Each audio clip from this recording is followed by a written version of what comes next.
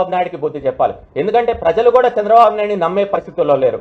గతంలో కూడా ఎన్నోసార్లు కూడా మేము కూడా కొన్ని వైసీపీ వైఫల్యాల మీద మాట్లాడాం. కానీ వైసీపీ వైఫల్యాల కంటే కూడా వైసీపీ ఫలాలు ఎక్కువ ఉన్నాయని చెప్పి కూడా చాలా మంది ప్రజలు చెప్పుకుంటూ వస్తున్నారు. నేను ఎప్పుడు మాట్లాడినా కూడా గవర్నమెంట్ పాలసీల మీదే మాట్లాడుతున్నాను. నిజంగా చూస్తే ఒక 2-3 నెలల నుంచి కూడా వేవ్ రాష్ట్రం మొత్తం కూడా మారిపోయింది.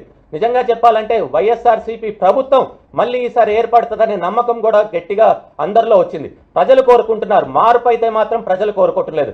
మళ్ళీ కూడా ముఖ్యమంత్రి శ్రీ జగన్మోహన్ రెడ్డి గారే వస్తారని కూడా అందరూ కూడా కోరుకుంటున్నారు. ఇది నేనే కాదు, ప్రతి ఒక్క రూరల్ ఏరియాలో కూడా ప్రజల్లో కూడా అందరిలో ఉంది.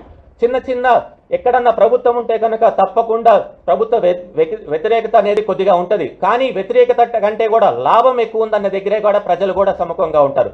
తప్పకుండా రాబోయే రోజుల్లో కూడా ప్రతి ఒక్కరు ప్రజలు ఆలోచించాలి. ఎందుకంటే జగన్మోహన్ రెడ్డి ముఖ్యమంత్రి అయినప్పటి నుంచి కూడా ఎన్నో పథకాలు తీసుకొని వచ్చారు. బడుగు బలహీన వర్గాలకి అండగా ఉన్నారు. నా ఎస్సీ, నా బీసీ, నా మైనారిటీ అని ఏకైక ముఖ్యమంత్రి ఎవరు ఉన్నారంటే అది జగన్మోహన్ రెడ్డి గారే. అదేవిధంగా ప్రతి ఒక్కరు మధ్యతరగతి వాళ్ళు కూడా ఈరోజు బాగా ఉన్నారు. రైతులు కూడా ఈరోజు చూస్తే గిట్టుబాటు ధర వస్తుంది. ఎందుకంటే దాదాపు 20,000 రూపాయల నుంచి 25,000 రూపాయల వరకు పుట్టెడు వడ్లు వెళ్తున్నాయి.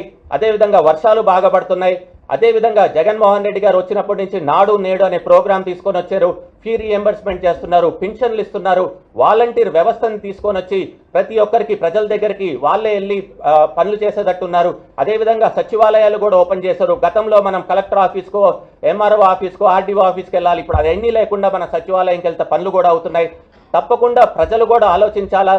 ఎందుకంటే ఎక్కడ చూసినా కానీ అభివృద్ధి లేదంటున్నారు. కానీ అభివృద్ధి అయితే మనకి నెల్లూరులో కూడా బాగా కనపడుతుంది. ఎక్కడ చూసినా కట్టడాలు ఎక్కువైపోయినాయి. భవన నిర్మాణ కార్మికులకి పుష్కలంగా పని దొరుకుతుంది. ప్రతి ఒక్కరు ఈ రోజు వాళ్ళు వీళ్ళు లేదా కాదు, అన్ని వర్గాలు సబ్స్క్రైబ్ చేయండి. Please do subscribe to Please like, share and subscribe to top Telugu TV. Top Telugu TV. Top Telugu TV.